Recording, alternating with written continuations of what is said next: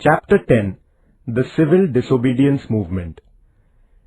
In the Lahore session, full powers regarding the launching of the civil disobedience movement were given to Mahatma Gandhi.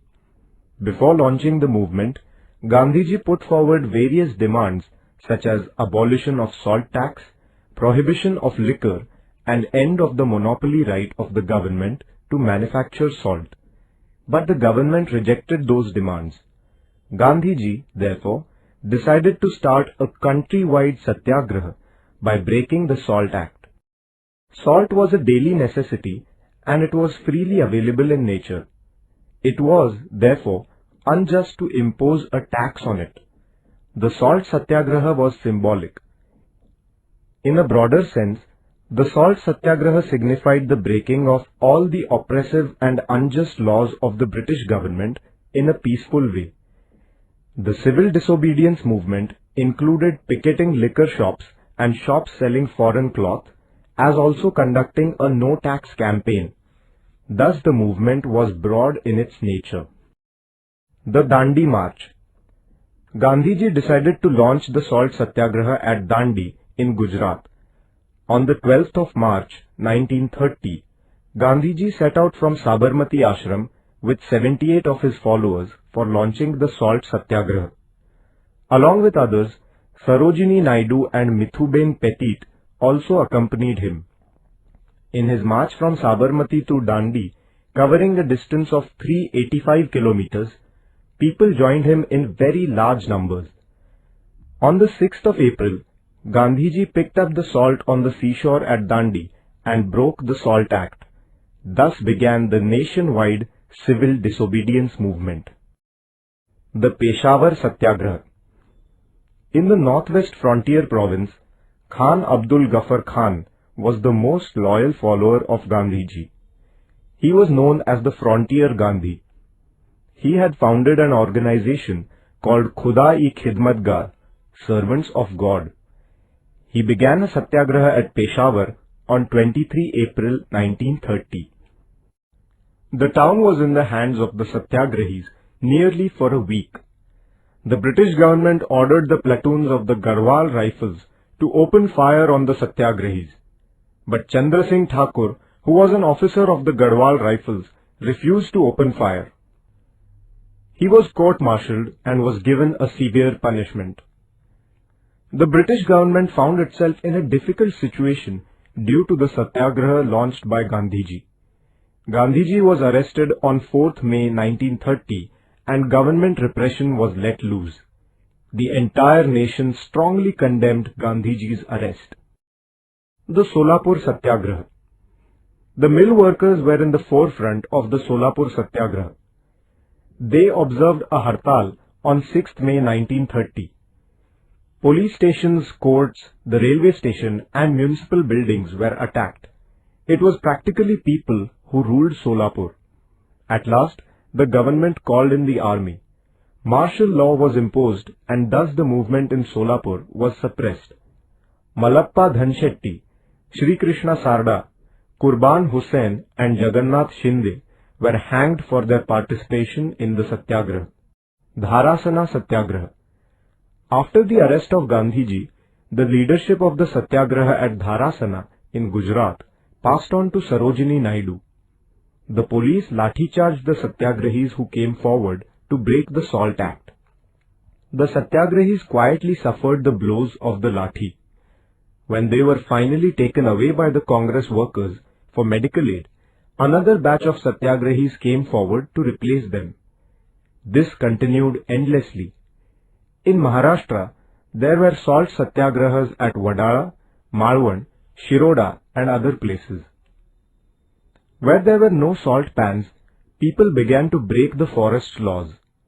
There were jungle satyagrahas at many places such as Bilashi, Sangamner, Kalwan, Chirner and Pusad in Maharashtra.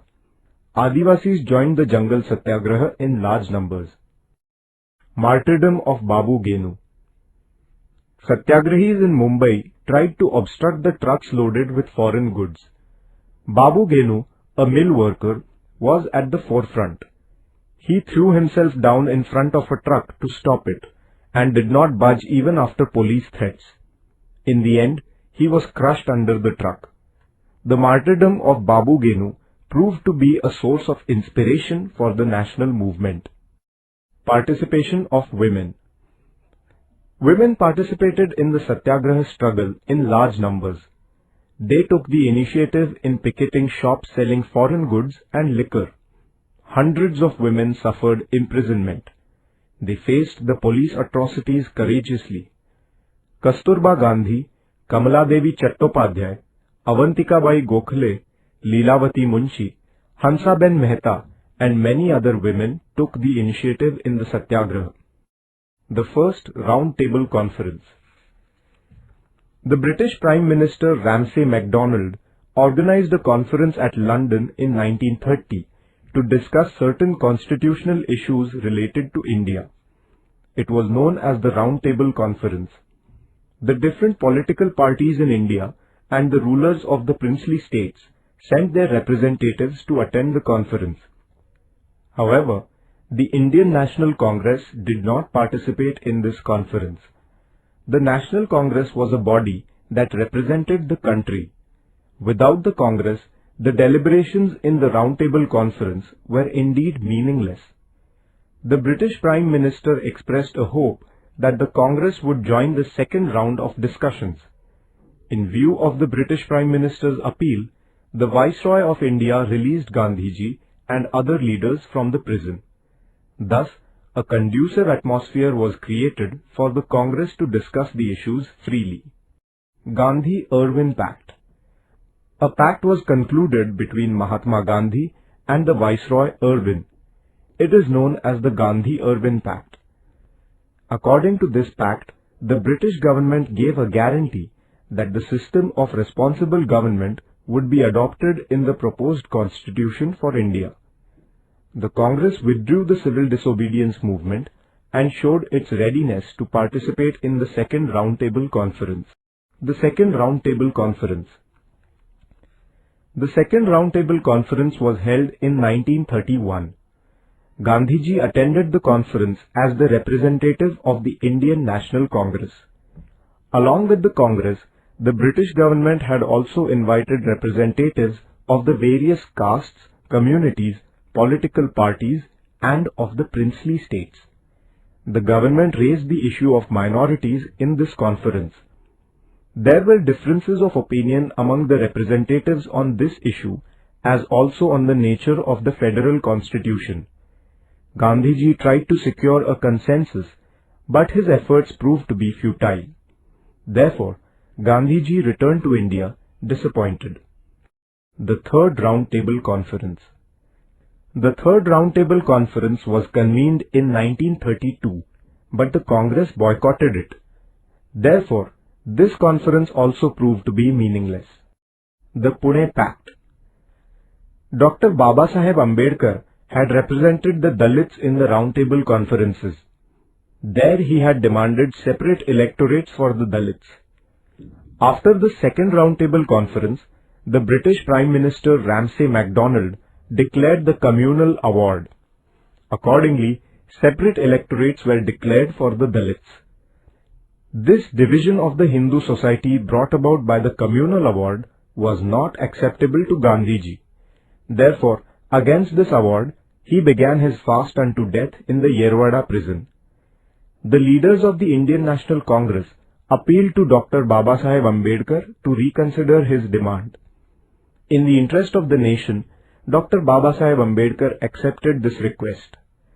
A pact was concluded between Dr. Babasaheb Ambedkar and Mahatma Gandhi at Pune in 1932.